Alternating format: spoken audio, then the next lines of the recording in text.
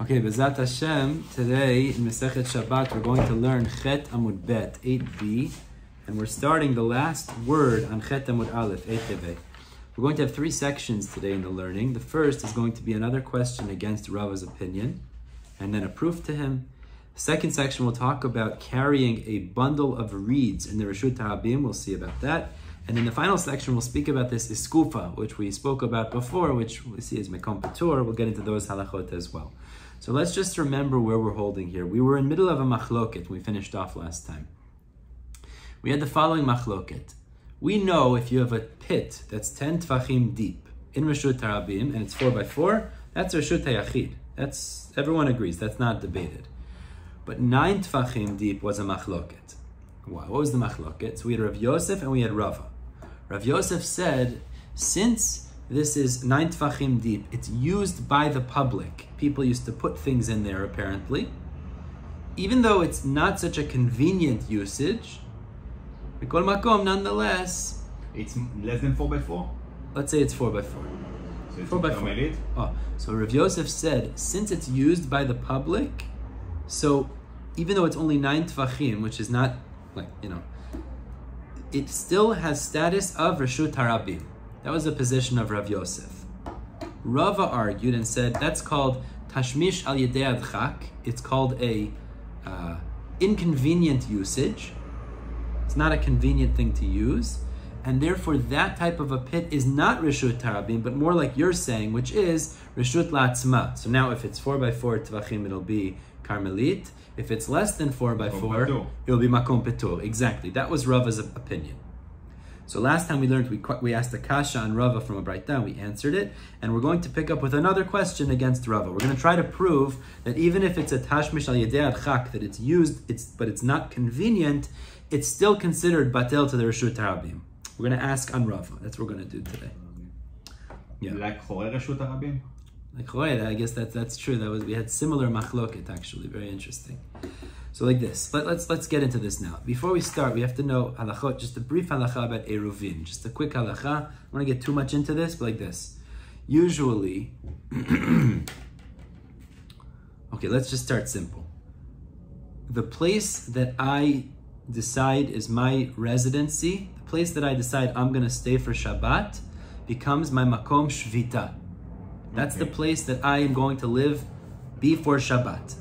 Wherever I am at Ben Hashmashot, that's when it's determined. Wherever I am at Ben Hashmashot, which is between Shkia and Sit, that time it's called in English dusk, they call it. Dusk in English it's called. Wherever you are at that Ben Hashmashot, which is Safek Yom Safek Laila, or Machmir actually, because that's Safek Yom Safek Laila, that's your Makom Shvita, your place you'll be for Shabbat. The Halacha of Tchumin tells us that you have 2,000 amot from that place to travel in any direction. 2,000 amot, okay? Now, let's say you want to walk beyond that area, okay? You want to walk beyond 2,000 amot. So you have halacha that you can do something which is called eruv tchumin. Now, what is eruv tchumin? You can extend your place of residence. How do you extend your place of residence? You leave something that belongs to you. Beautiful. You take some food. We're not going to get into all the details now. You take some significant amount of food. You put it, you could be close to the 2,000 amma marker. And then that becomes, if it's there at Ben Hashmashot, Erev Shabbat, and it stays, that now becomes your place of residence. So it extends. So now I could walk from that place 2,000 amot in any direction. So therefore, if I decide I want to stay in location A, I could put food in location B that's within 2,000 amot of location A, and that essentially extends my... So I have 4,000 amot. So now I can have roughly... A to the end of B. Roughly, exactly. That's what the eruv tchumin allows me to do now. It extends those 2,000 amot beyond that location because that becomes my place of residence. But this is a very important rule. It can only be used as eruv tchumin if that's food that I would be able to access and benefit from on Shabbat. It can only be a proper eruv tchumin if that's food that I can access and benefit from if I could benefit from on Shabbat. So just to illustrate, let's say I establish my makom shvita in a Reshut HaRabim, and I put my food in a Reshut HaYachid. Okay, makom shvita in Reshut HaRabim. I say I'm going to be staying in, one sec, listen, hear me out. I'm staying in a Reshut Harabim, and I put the food for Eruv Tchumin in a Reshut Hayachid. Okay. So the problem is, I can't take it out of the Reshut Hayachid and bring it to the Reshut Harabim on Shabbat. That would be asur, so you can't use that. That can't be used as Eruv Tchumin. It would not extend your travel. Exactly. So it has to be in an area that is accessible to you on Shabbat. So if it's in a different reshut, you're not allowed to benefit from that. That would be a problem. You can't use that. It's asur because if you take from your house outside, it's reshut harabim. Before Shabbat. Exactly. So before Shabbat, when you set up the Eruv Tchumin, put it in the same reshut that you're in. Exactly. If you put it in a different reshut, i.e. your shvita is reshut harabim, you're camping out, let's say, for some reason, and you put it in a reshut hayachid, it doesn't help you. That doesn't help you. It would have to also be in reshut harabim. Okay, just to be clear. So now let's see this Braita, and this is going to be a kasha against Rava. Again, Rava says that if it's a tashmish al yedei archak, it's not considered a tashmish. So therefore, this 9 tefach deep pit, since it's not really usable, it's not part of the Reshut Harabim. That's the position of Rava. So let's see this Braita inside. Turn to Chet Amud Bet. Nitkaven lishvot b'Reshut Harabim. A person intended to create his shvita, his place of dwelling on Shabbat, in Reshut Harabim. He's camping out somewhere, let's say. V'hiniach eruvo bebor. And he put the food for his Eruv Tchumin in a bor. Now the bor is in Reshut Harabim. That's the way we're assuming right now. So let's just speak this out for a second. If that bor is considered accessible to him, it's beautiful, wonderful. But maybe it's a Reshut B'Ifnei Atzma. But if it's a Reshut B'Ifnei Atzma, if it's considered a separate domain and it's not accessible to him, you can't use that for Eruv Tchumin. So says the Braita, Lemala me'asara tfachim. Now we're going to have to explain what this means. But if it's above 10 tfachim in the pit, Eruvo Eruv. It's effective. It's a good Eruv. Limata me'asara tfachim. If it's below 10 tfachim, ein Eruvo Eruv. It's not a good Eruv. So the Gemara says, Eichidami. Well, let's analyze this for a second. What's above 10 tfachim and what's below 10 tfachim? Let's say it's a pit that's 10 tfachim deep. Now, it's saying the minimum. Let's say it's a 10 tefach or more. Let's just take it a step further. 15 tfachim deep pit. Let's say it's 15 tfachim deep. Now, what's the difference of above or below? Ulema'ala, when the Braita said if it's above, the food is above, it means didalai va'otfe, that he put it more, dalai means he elevated, he lifted it up. He put it closer to the entrance. Ulemata, and below means ditatai va'otve, he put it closer to the ground of the pit, to the floor of the pit. Maybe that's the difference the Braita is creating. The problem is, mali lamalo, mali lamata. It doesn't make a difference then if it's higher or lower in the pit. Because if it's 10 tvachim deep, we know that the halacha is, that's a Reshut Hayachid already. That would not be accessible for you on Shabbat, and that's not a good Eruv. So mali lamata, mali lamata, hu b'makom echad. He is in Reshut Harabim in one place. Ve'eruvo b'makom acherhu, and his Eruv is in Reshut Hayachid. That's for sure not going to be usable, regardless where he puts it in the pit. That pit is Reshut Hayachid. It wouldn't be accessible. Elalab, so the Gemara says, isn't the case. But we're talking about above and below. It means the size of the pit. That's what it means, really. Right. So what does it mean? Bebor delet be'asaras. Let's speak this out. When the pit is 10 tfachim deep, that's what it means when it says lamata. If it's lamata me'asara tfachim, it's considered reshut hayachid and ein eruvo eruv. It's not effective because your eruv is in a reshut hayachid and your makom shvita is in a reshut harabim. So then when it says in the Braita, if it's lema'ala me'asara, what does it mean? Okay, the pit is not 10 tfachim deep, rather it's 9 tfachim deep. Okay? So that's how we're going to explain the Braita now. So it comes out then, what? It's part of the Reshut Harabim. Oh! So then it comes out that what do you see, says the Gemara, that where the pit is not 10 tfachim deep, but it's 9 tfachim deep, that's considered a good Eruv. Well, why is it a good Eruv? It must be that's considered an extension of Reshut Harabim. So how Kasha and Rava. Kasha and Rava, because Rava says where it's 9 tfachim deep, but Tashmish al yedei archak is not considered a Tashmish. So it's not part of the Reshut Harabim. But we just proved from the Braita that it's considered part of the Reshut Harabim, and putting an Eruv in there is considered effective. Katani, let's just finish up. And the Braita teaches Eruvo Eruv. It is an Eruv. Alma, so we see Tashmish al yedei archak shmei tashmish. That if it's usable, even if it's not so convenient because it's 9 tfachim deep, it's still considered a tashmish of the Reshut Harabim, and putting it in that hole is considered part of the Reshut Harabim. Kashan Rava. So how he said in the beginning, למעלה מ10 טפחים עירובו עירוב, למטה מ10 טפחים. That's the Braita, right? The Braita said that it's the opposite. Well, the Braita just says above and below. We don't know what that means. So the Gemara says it can't mean that it's more than 10 tfachim deep, and it depends where you put it, because that would automatically all be. If it's 10 tfachim, it's already Reshut Tayachid. So it's completely not, that can't be the Pshat. So it must be the Pshat is, it depends. What the Braita means is, what's the size of the pit? So above 10 means that it's, the pit is not 10 tfachim deep, it's less. And less than 10 means it's below, the pit is at least 10 tfachim deep. But the point is, then it would emerge that the pit is 9 tfachim deep, it's a good Eruv. The only way it's a good Eruv, up to 10 tfachim. Up to 10 tfachim would be a good Eruv, but that would show you that that pit is considered an extension of the Reshut Harabim, Kashan Rava. Because Rava says... So it's not Carmelit. Oh, so that's the kasha. Rava would want to say that could be a Carmelit or a Makom Petur, but the Braita seems to say it's part of the Reshut Harabim. But anyways, if it's Makom Petur, you still can carry from there. Okay, hold on with what you're saying, but meaning the Braita clearly implies that it's considered part of Reshut Harabim. So what Rava answers, which Matan really was sort of already getting into, no, not so simple. Maybe it's not part of the Reshut Harabim. Let's see what the Gemara says. So Zimnin Mishani Le, Rava would answer differently depending on the time that he was asked. Sometimes he would answer, Hu ve'erovo be'karmelit. No. The pshat is that he and his eruv are in a karmelit. That's the case of the Braita. So what's the Braita saying? Meaning, where he and his eruv are in a karmelit. Means he established his makom shvita in a karmelit. Okay, it's an area that's a karmelit. Bika, whatever those examples were we had before. In that, there's also a pit. And that's also considered a karmelit. For example, like you just said, let's just speak it out, if it's 9 tvachim deep and it's 4x4 in area, that's also a karmelit. Now, in karmelit, what? Oh, hold on. Good question, Yochai. But in such a case, you could carry in a karmelit within 4 amot. So that's why it would be an effective eruv. Va'amai kari la Reshut Harabim. Excellent. Why does the Braita call it Reshut Harabim? So we said a similar answer before. Lefi she'eina Reshut Hayachid.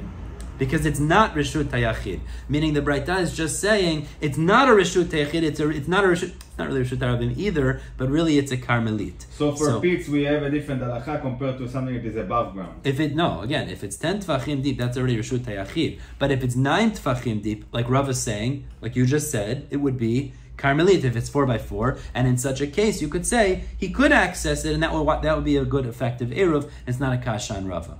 I get the idea of the above ground, but if it's we dig in the ground up to 9 tfachim, 10 tfachim, okay, so it can actually connect a big part of the eruv. If it's above the ground, it's become Karmelit. Both, it's the same. Rava says it's the same. Rava says according to Rava, until 10 tfachim, exactly. But according to the Gemara, Rav Yosef. But we're not getting into Rav Yosef. They say it's Reshut Harabim. I don't want to get into that now, but yes, that would be Rav Yosef's shita. Right? We're not focusing on that right now. Right. So that was the first answer that Rava gave. Exactly. The first answer Rava said was that really 9 tfachim deep, like I said, is not Reshut Harabim. How is this eruv usable? Because it's a karmelit. But the area around it is also a karmelit. So you establish makom shvita in karmelit. The eruv is in a karmelit also. That's considered accessible, and that's why it would be permissible. Answer number 1. Vizimnin mishanile. The second, other times Rava would answer differently, and he would say no. Maybe read the Braita kipshuto. Hu b'reshut harabim ve'eruvo bekarmelit. He established makom shvita in a Reshut Harabim. There's a pit which is a karmelit, and he put the eruv inside of it. So it's a problem. What? Because it's carrying from a Reshut to Reshut. What kind of an isur is that? Akira. From? Reshut Mekarmelit. Karmelit too. Is that Doraita or Darabanan? Karmelit. Karmelit. Darabanan. Only from Reshut Hayachid to Reshut Harabim or vice versa. Okay. So what you're going to say is a big chidush. Listen to this.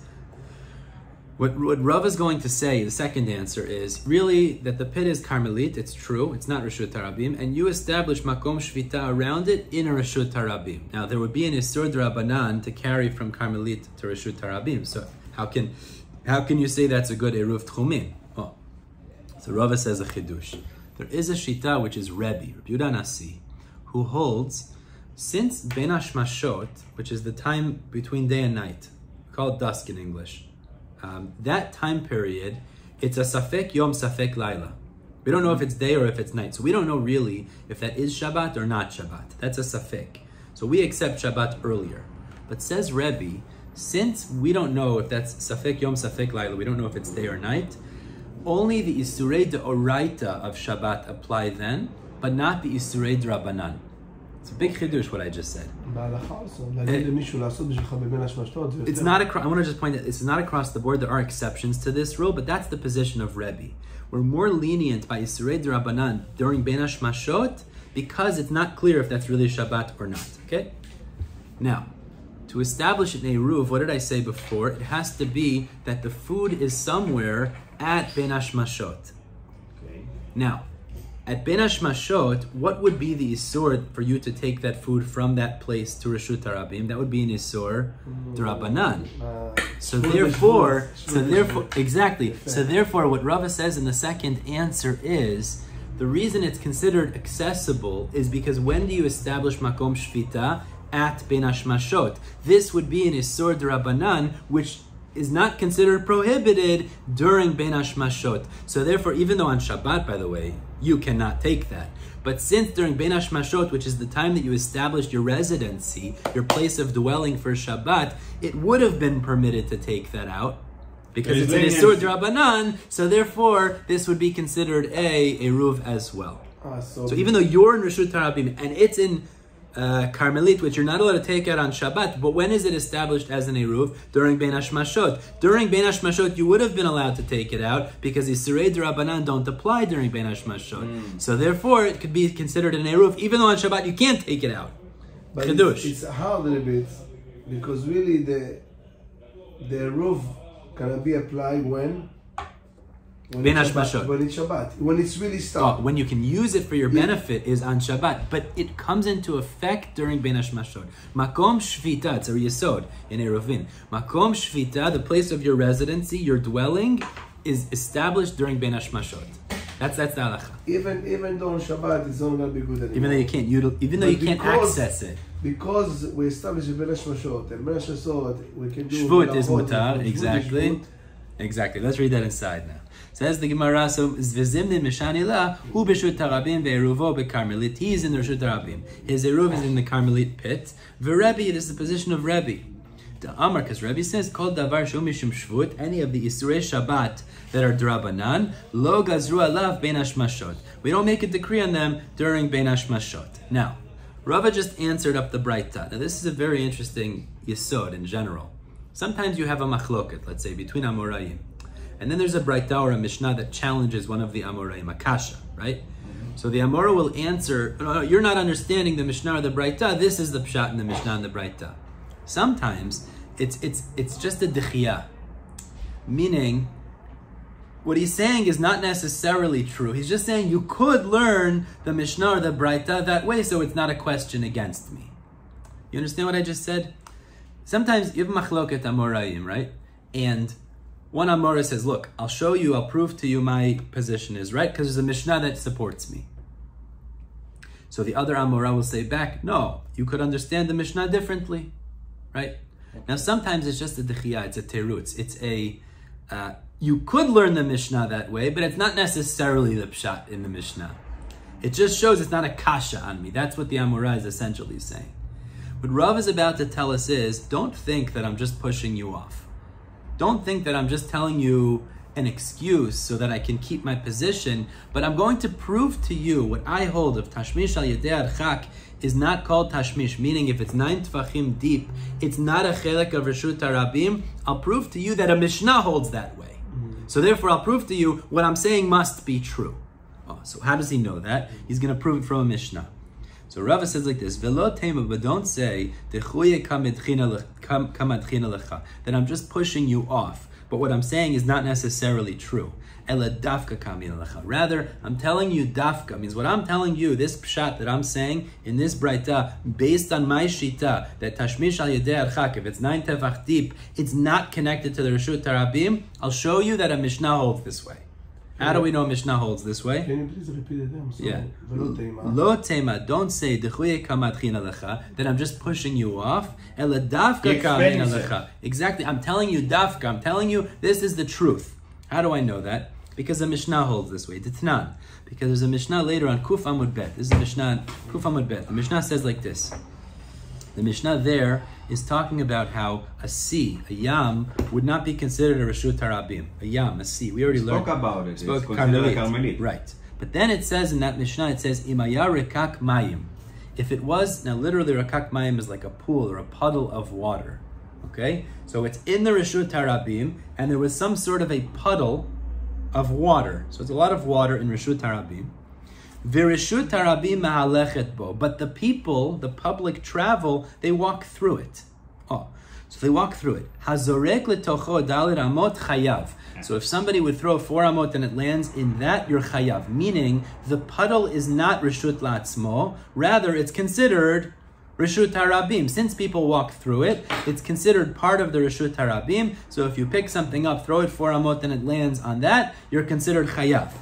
The kamo rekak mayim, how much has to be so that it's still considered just a puddle and part of the Reshut Harabim? Pachot miyud tfachim. So the Gemara says it can't be that the puddle is taller than 10 tfachim. So really Because that would be Reshut la'atzma. Either makom petzur, karmelit, whatever, something else. But if it's less than 10 tfachim, that's considered batel. It's considered part of Reshut Harabim. You throw into that, you're chayav because that would be considered Reshut Harabim. But continues the Mishnah. And it says further, V'rekak mayim sheshut harabim ma'alechet bo, a puddle of water that the people walk through, hazorek letocho dalet amot chayav. If he throws into it, it goes 4 amot, you're chayav. Now everybody should jump and say to me, you just repeated the same halacha twice.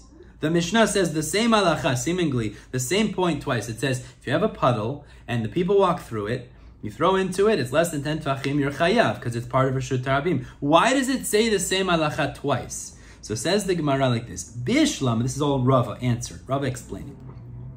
Rekak trezimni, the fact that it says the puddle twice, that's not a kasha. Because I could explain like this. There's a chidush in saying it twice. Chad b'yemot hachama, v'chad b'yemot hagshamim. It's telling you this halacha is true. As long as people walk through it and it's less than 10 tfachim deep, it's considered Reshut Harabim both in the summer and in the winter. Vitzricha. Now we need to say both. Why do we need to say twice? Because if we only said it's considered Reshut Harabim in the summer, so I'd say maybe there it's batel to the Reshut Harabim. People go into it to cool off. You know when you're walking in the theme parks and it sprays the mist? So it's there to cool off. So maybe in the summer where people walk through it because they want to cool off, that's considered Reshut Harabim. People are cold, they're going to get dirty, maybe they won't walk through it. So maybe I'll say that's not considered Reshut Harabim. So therefore I need to say no, also in the Choref, also in the winter, it's also considered Reshut Harabim. And if we only said it's considered Reshut Harabim in the winter, so I'd say like this. Maybe that's because people walk through it in the winter. Agav de mitnev mikri v'nachit. Because they're dirty, they'll go and walk into it anyways. Already in the winter, it's muddy. When you're walking around, your shoes are wet, you're muddy. So you'll walk through that area too. When it's dry, maybe you'll say people don't walk through it. That shouldn't be considered Reshut Harabim tzricha. So I understand why it needs to say 2 cases of Rekak Mayim. One is to tell you it's considered Reshut Harabim in the summer, and one is considered Reshut Harabim in the winter. Fine. But says Rava, why does it have to repeat the halacha? If it's the way people walk through it, that's considered Reshut Harabim. Why do you need to repeat that twice? That since people walk through it, it's considered Reshut Harabim. Because we're going to compare it now to a pit. So Rava says beautiful. Elalav. So Rava says it must be. What's the Mishnah emphasizing? Now this is a yesod, big yesod. If you have a Mishnah, it has to be teaching us a chidush. Either it's a chidush in the words it's saying, or if there's no chidush in the words it's saying, it's the chidush based on the diyuk from what it's saying. You hear what I just said? Meaning, either the Tana is teaching us something meforash in what he's saying, the words that he's saying is a chidush, or based on the diyuk, an implication of what he's saying is a chidush. So you can take it and use it for a different for a different halakha subject. Exactly. So in the context here, to say that you walk through it, it's considered Reshut Harabim. You say it twice. There's no chidush in that. So says Rava, beautiful. This is what the chidush is. What he's telling us by emphasizing twice is to say, dafka, when it's a hiluch al yedei hadchak, it's considered part of the Reshut HaRabim still. Because if you walk in, either it's cold, either it's hot, whatever it is, it's batel, fine. But then the diuk from that is, it's a miut, it's an exclusion. Tashmish al yedei adchak, which means if you have a hole that's not a convenient usage, that's not considered part of the Reshut HaRabim. But if it's convenient? That's a different story, but we're not talking about that. 9 tfachim is inconvenient. So the chidush is walking through something that makes it inconvenient. That's considered part of Reshut HaRabim. But using a hole that's not convenient, that's not considered part of Reshut HaRabim. So says Rava, you see the Mishnah itself held like me, and that's why when I explain the Braita like me, I'm not just giving you an excuse. This is the pshat actually. Let's read that in a second. So we see from this, hiluch al yedei adchak shmei hiluch, that it's true. Walking through an area which is a little bit bothersome, it's a little bit inconvenient, that's still considered hiluch, it's Reshut HaRabim. But tashmish al yedei adchak lo shmei tashmish. But if it's a usage of a pit, for example, which is 9 tfachim deep, is not considered a function of the Reshut HaRabim, a use of the public area. Rather, it's Reshut la'atzmo, shma mina, and that's actually a good proof to Rava. So ultimately, Rava finishes off and says, this seems to be a proof to me that if it's a pit 9 tfachim deep, it's not considered part of the Reshut HaRabim, it's considered Reshut la'atzmo. Now, like you said, either that's... Exactly. Now, exactly. Not bo. Rekak mayim, yeah. מה שצריך להגיד שאולי זה חורף, גשם, נוח, לא קשור. אבל שהרשות התשמיש לא נחשב תשמיש. בדיוק. זה ההוכחה שלו שבאמת אני לא סתם דוחק אותך, אני מביא לך... 100%. And this is, by the way, it's something to keep in mind. Whenever we learn the Gemara, sometimes we find the Amora will say, you're not understanding, this is the pshat in the Mishnah, this is the pshat in the Braita. זה רק דחק. Sometimes he's just trying to say is, you can't bring a real question against me from this. But maybe that's not the pshat in the Mishnah or the Braita, but you can't, it's not muchach, it's not clear from the Mishnah. But here Rava is saying, this is the pshat. That's the pshat he's saying. But this is the way he understood it. Exactly, right. But he had a proof from a Mishnah. But there is another point of view to look at this. Okay. Because if you say that both of them are actually Reshut HaRabim, no matter what condition it is, hot or cold, you're still going to walk. Yeah. Right? Yeah. So if you do have a pit... No, but that's the point. We're not talking about a pit. We're talking about rekak mayim. But you actually take the rekak mayim and you actually try to... make a diuk. Use it for the pit itself. Exactly. He's taking the din of the rakak. Exactly. It's still Reshut HaRabim. Exactly. Unless it's above, above 10 tfachim. That's a different story. That's Reshut HaYachid maybe. That's a different story. There is a limitation in it. What's the old limud that we make about the rakak?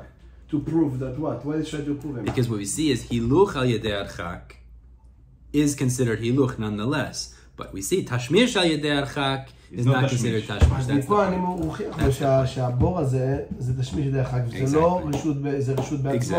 אתה לא תגיד לי שזה רשות הרבים. אם אתה מעביר זה בעיה. Alright, now look at this next case, חבר'ה. You know those pieces... הרב זה מאוד חשוב, זה מה שלימדת אותנו עכשיו זה יסוד מאוד גדול. זה ביג יסוד. לא הבנת? לא? I got it in the... What Rava is saying is like this. The pit itself, I understood the way the rain and the puddles. The puddles, right. But I know basically the rule is very simple. As long as it's above 10 tfachim, or below 10 tfachim, meaning... Above 10 tfachim is Reshut HaYachid, it's 4 and 4. Theoretically, if it's below that and it's 4 by 4, it's Carmelit, or it's less than that, it's become Makom Patur. Exactly. That's the simple... That's above, right. That's the now, simple... in the ground, we get into a little bit of a discussion. It's a bit more... If it's 10 tfachim deep and 4 by 4, it's Reshut HaYachid. We learned that already. Goma, we learned these examples. But if you have a 9 tfachim deep pit, this was yesterday, the last Amud we spoke about, there's machloket. Because 9 tfachim deep, Rav Yosef says, yesterday, since the Rabim use it, so that's considered Reshut HaRabim. It's considered batel to Reshut HaRabim. So, for example, if you pick something up in Reshut HaRabim, throw it 4 amot, it lands in there, you're chayav. Because that's like Reshut HaRabim. Rava disagrees. Rava says no. Rava says, since this is an area that's not a convenient usage, it's not comfortable usage, it's not easy, So therefore, that's not considered Reshut Tarabim. Rather, it's a Reshut La'atzma. Now, Reshut La'atzma... Exactly, but either that could be Carmelit or Makom Petur. It would depend on what the area is. But that's not considered Reshut Tarabim. That's the Shita of Rava. So I can extend it. I can extend it as an Iruf Tchumin. I can use this bit basically for Iruf Tchumin. Okay, so that gets into the question. As we explained, is that Rava will hold that's considered, let's say it's 4x4, Carmelit. So if the area surrounding it is a Carmelit. Is a Carmelit, for sure. You could use it because you could carry less than 4 amot in a Carmelit. That's not a problem. Even as we said before in that Braita, if it's a Reshut Harabim around it, since as Rebbe holds, you're allowed to do Isurei D'Rabbanan during Ben Hashmashot, and during Ben Hashmashot is when the Eruv is established. So theoretically, to carry from Carmelit to Reshut Harabim is only Isurei D'Rabbanan. That would also be an effective Eruv, exactly. But it's not considered Reshut Harabim, it's considered a separate Reshut. Yeah, that's the point. Fine. Good. Now let's go on to the next case, Chevra. You know those schach? You know how the schach come in bags? You know what I'm talking about? Yes. The bamboo. You know what I'm talking about? It's like this. Yeah, bamboo. You know. So I'm going to use that as an example to understand this next case. A person has a big, tall bamboo bundle of reeds. It's mamash. It sounds like that, and he's holding it in Reshut Harabim. So what he does is he lifts it up like this, and then he throws it over. Then he lifts up the other end, and he throws it over. And he continues to do this throughout the Reshut Harabim. Now what do you say? You think he's going to be chayav or patur in halachot Shabbat? You hear the case? Yeah. He lifts it up, throws it over. Lifts it up, throws it over. Lifts it up, throws it over. Okay? It never is lifted off the ground, by the way. But what do you think about that? Chayav or patur in halachot Shabbat? Meaning he lifts up the second end and the first end, back and forth, over and over and over, till he gets to the end of the Reshut Harabim, let's say. So it's for sure more than 4 amot. If he wouldn't do it, the schach would move? No. It wouldn't. I assume that it's chayav. Okay, so because he's the one that's actually causing it, even though that it's doing it in a shinui. So let's speak out. To be chayav in Reshut Harabim, what do you have to do? Carry from Akira. Exactly. There has to be an akira with 4 amot in between and then a hanacha.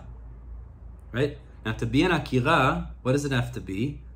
Lifted off the ground, and then it has to be carried 4 amot and then put down. It looks like it's not. You think it's going to be patur? Why? Beautiful. אין ממש הכירה והנחה בממש שלם. Beautiful. הכירה, מניח, הנחה. כזה כמו חצי עבודה. So the idea is, excellent Yochai, which means like this.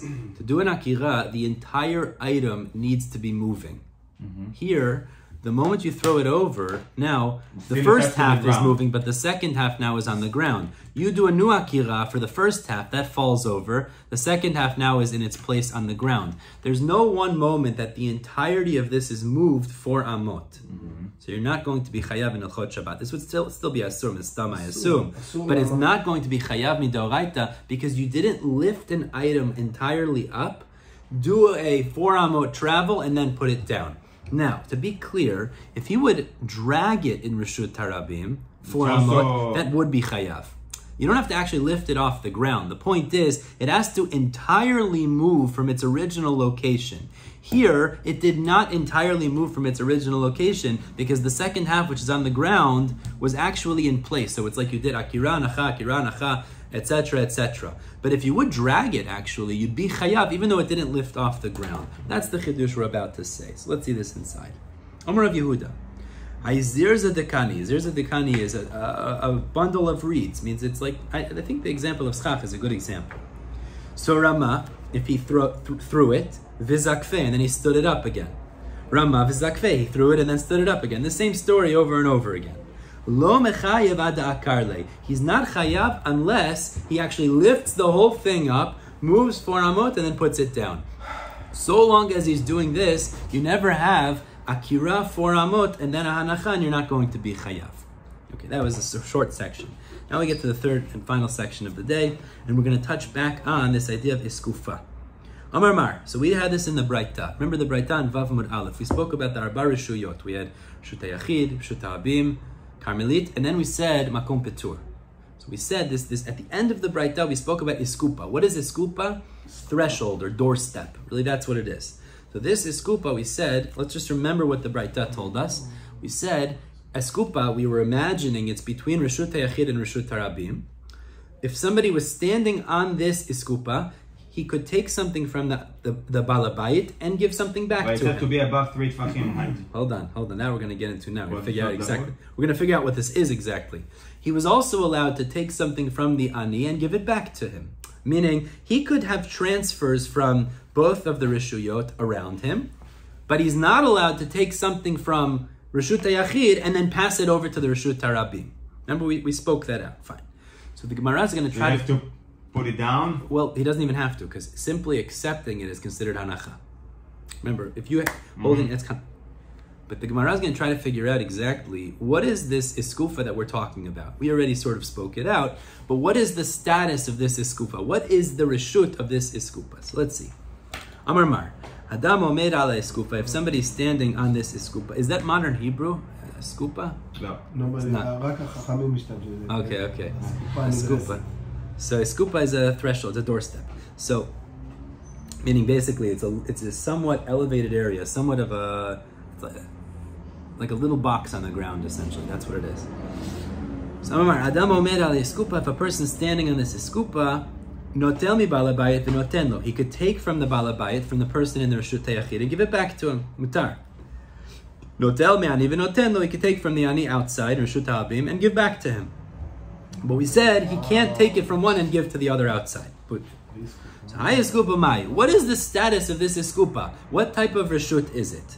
If you'll say it's like a Reshut HaRabim. Now Rashi explains, what would that mean? It means it would be less than 3 tefachim. Listen, because it's less than 3 tefachim. It's in the public area, just outside of a mavoi, right outside of the alleyway. So it's in a public area, and it essentially serves the Reshut HaRabim. The problem with that would be, that's a Reshut HaRabim then. If it's a Reshut HaRabim, how could he take something from the balabayit inside? That's a transfer from Reshut HaYachid to Reshut HaRabim. Obviously, it can't be, it's considered Reshut HaRabim. So no, tell me, balabayit, how could he take from the guy inside? Hamapik Reshut HaYachid Reshut HaRabim. He'd be taking out from Reshut HaYachid to Reshut HaRabim. So the iskupa cannot be Reshut HaRabim. That doesn't make sense.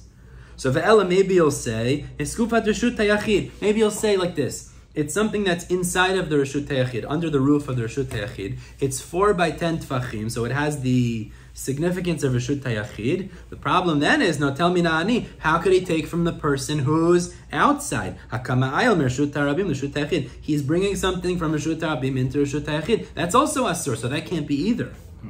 Ela iskupat karmelit. So maybe you'll say, iskupa is karmelit. So what would that mean? It means that it's 4 by 4 and it's between 3 and 10 tvachim tall. That's what it would be. The problem is, again, it doesn't work in the Braita. Iskufat karmelit. The problem is, notel v'noten lechatchila. The Braita said, lechatchila he could take from the Reshut HaYachid or take from the Reshut HaRabim, which is asur in a karmelit. It's not doraita. It's not doraita, but it's derabanan. But the Braita said, lechatchila you're allowed to take from those 2 areas. Makom Patur is mutar. That's what we're going to get to. But it can't be it's karmelit because Makom Patur you can trust. Yeah. That's what we're going to get to in a minute. But it can't be it's karmelit because that wouldn't be mutar lechatchila. That would be asur. Karmelit have to be less than 4 by 4 tefachim. So sof yisuram ya'itas. If it's a karmelit, there's still a sur d'Rabbanan. Ella, so says the Gemara, iskufa makom patur ba'almahu. This iskufa is considered makom patur ba'alma. Now, what does it mean? It means it's less than 4 by 4 tefachim, exactly like you just said. This is what we call makom patur. You're allowed to take from the Reshut HaRabim, or they could give you, or you could take from Reshut HaYachid, or they could give you. Either way is fine, right? Put, take, it's all fine. Okay, go on, for example, Delet Bei Dalid al Dalid, that it does not have 4 by 4 in area, tefachim, and it's 3. It has to be 3 tefachim tall as well, because if it wasn't 3 tefachim tall, it would be considered exactly whatever the reshut that it's in. It would be considered part of. It's in Reshut HaRabim. It's part of Reshut HaRabim. It's in Reshut HaYachid. It's part of Reshut HaYachid. Why if it's less than 3 tefachim? It's batel. Less than 3 tefachim. It doesn't have its own chashivut. So we spoke about people step on it. Yeah. Or the concept of lavud we said, but it's considered batel. It doesn't have independent chashivut. But really, usually people don't, a regular iskupa, niftar, people don't do three tfachim, because people can bump into it. This is l'chora maybe something that's not done today, perhaps, yeah. Or you could come up with a case that's not iskufa, but similar size of something that people don't step on. Maybe like a railway or something. I don't know, maybe like a train track, maybe something small. like very small. It's gotta be very small. Very small. 4x4. Something like this, Yofi. Less than 4x4. But no, but less than 4x4. I'm talking about the height, I'm talking about. Yeah, לא, less. כן, אבל הרוחב שלו הוא חייב להיות כאילו... The area is less than 4x4. זה מדרגה מאוד מאוד קטנה. כן, small area. והגובה שלו בערך צריך להיות דבר כזה, לא? Above 3. Well, you know what? A fire hydrant might actually be, it might be too tall. But something like that, that's a little shorter, could probably be Mekom Petur. No, but as long as it can be 100 No, not 100. Oh, that's a good question. Because this I wasn't it sure. Doesn't matter the height. This I was not sure about. Because why? As long as it's less than 4x4. It does sound like that, yeah. Maybe a pole, 4x4, but... Like a pole, like a pole of some sort. Because the base, as long as it's less than 4x4, we talk about Makom Patur, right? It's Makom Patur, exactly. That's what we're saying, exactly. And then once it's become 4x4, up to 10 tfachim is karamelit, and above that it becomes Rashut Hayachid. Exactly. I think you're right. Yeah, I agree. Let's go a little bit ahead here, Chavra. Okay, so we said that's what the Braita must have been talking about. But why they repeat it? Why they repeat it? To transfer from iskupa. We spoke about it before. We're explaining. We're explaining the Braita now. Oh. We're explaining the end of the Braita. And the Gemara says similar. Like Rav Dimi, when he came, he said the name of Rabbi Yochanan. Makom she'en bo dalet al dalet tfachim. If it's not 4x4 in area, mutar lebnei reshut hayachid v'lebnei reshut harabim lekatef alav. Is that the people in public or private could unload their bags on it, arrange their bags on it. On either side is acceptable because that's makom petur. Ubilvad shelo yachalifus. It's similar to what I just said. They can't exchange. Meaning, if I'm on the Reshut HaYachid, I can't put it down and then you pick it up in the Reshut HaRabim, or vice versa. You can't trade because that would already be, as we saw, Rashi spoke out on Vav Amud Aleph. He said two things. He actually said, one, it's a zilzul in Hotza'ah. It's like a disgrace. You're circumventing, you're a loophole of the law that's a disgrace. And Rashi said it's a gzerah. Because if you start doing that, you might be do a real Hotza'ah, and that would be a real problem. Well, let's finish off here. Amar Mar. So we had just said it, and we quoted in the Braita really. It's similar to Shalo Yachlifu. It's the same idea. I can't give something to the person on the iskupa, and then he gives it over to the person in the other reshut. That's not allowed. If I'm in Reshut HaYachid, I can't give it to the fellow on the iskupa, and then he gives it to the person in Reshut HaRabim. Again, zilzul, gzeira, like we explained. But I can give Makom Patur to somebody in Reshut HaRabim. Yes, exactly. Or vice versa. The guy in Reshut HaRabim could give to the one in the Makom Patur. So what happens if the person leaves his house? Yeah. He's standing on the askupa, and now he's giving something to somebody. No, so that lechor will be a problem, because that creates a transfer over. Because I just enter from one reshut to a makom patur. Seems to be a problem, exactly. But I'm anyway carrying something from one reshut, and you should not do that. It's you're not chayav, by the way. The Braita said if you did it, shlashtam pturin, they're all exempt, but it's asur. Because we said it's zilzul, exactly. So Amar Mar, we had said he can't take from the balabayit and give to the ani, or me'ani v'noten lebalabayit, or from the fellow outside and give to the person inside. And the Braita finished off v'im natal v'natan. But if he did this, shlashtan pturin, they're all going to be patur. Means the balabayit, the magayim yaskupa, and the ani, they're all going to be patur because tachlis they didn't have a transfer from Reshut HaYachid to Reshut HaRabim because it rested in the middle in Mekom Patur. Patur aval asur. Patur aval asur. If they do that already, let's do that. Shlashtam turin. We said no sin, no chatat, nothing. Sin is gzera. The Rabbanan. They transgressed the Rabbanan. Isur. Isur. But Shlashtam turin. They're not chayav in Shabbat. Exactly. In the Doraita, they're not chayav chatat. Right. But on Makom Patur, for example, you say if I want to fix my bag. Let's say I put the bag on the Makom Patur. Fix it up and pick it back up. And I want to pick it up with a different hand or something. Just change it. That's fine. No problem. That's acceptable. I cannot put it to rest. You could. Yes? You could. Makom Patur. As long as it stands on the Makom Patur. Not to transfer it then to Reshut HaYachid or vice versa. No. I'm staying on the Reshut. That's permissible. I'm walking on the street and there is Makom Patur. Exactly. I can put it 1 second to rest to stand. Yeah. As long as I'm standing on the same reshut and the item is on the makom patur. Exactly, that's mutar. So now, what the Gemara says, our Braita seems to hold that you're patur. If they did this transfer, it's asur, but you will be patur after the fact, meaning from one reshut to this to the other reshut. Fine. Let's say that our Braita is a tiyufta, refutation, kasha against Rava. The Amar Rava, because Rava says like this. Listen to the case. A person picked up an item in Reshut HaAbim, walked 4 amot, and then put it down. But listen, turning to Tet Amud Aleph, derech alav, as Rashi learns. Even though he carried it above him, which means he carried it above 10 tfachim off the ground. Now, above 10 tfachim off of the Reshut HaRabim is makom patur. So he picked it up in Reshut HaRabim. He walked 4 amot holding it in makom patur. So says Rava, if you put it down in Reshut HaRabim, chayav. He's chayav on Shabbat. So I have to stand in the air? So, well, you shouldn't be doing this in the first place. But what do you see? Rava says that where you transfer it through a makom petur and you put it down, you're going to be chayav. Like our Braita sounds like, hold on, our Braita sounds like, even though you had the makom petur in the middle, as long as you have the makom petur in the middle, you're going to be patur. No, our Braita says you're patur. Oh, but the Braita says, so this, it seems to be that our Braita and then Rava, our Braita is a kasha against Rava. Why is it not the same? Because this, the first example of the iskupa can never be Reshut HaRabim. And then when you transfer, if you low, this can be Reshut potential. But hold on, but the above 10 is makom patur. What's the difference if you're standing in a iskupa or it's above 10 tfachim off the Reshut HaRabim? It's still considered makom petur. We spoke about a similar so case. It seems to be that our Braita is cholik on Rava. Just a different way, but we spoke about a zorek mereshut lereshut and it's above the... It's true, we did speak about that. And it's above the airspace, correct. It's still considered chayav. So if I lift up the item and it's just passing by makom patur, and then it's landed in it's still chayav because... Why? Because there is an akira and anacha that get at the end of the day going from reshut to reshut. Good. Excellent. So the fact that why is iskupa different? Why is it different? What's the difference? It's not passing by the airspace. What's the difference?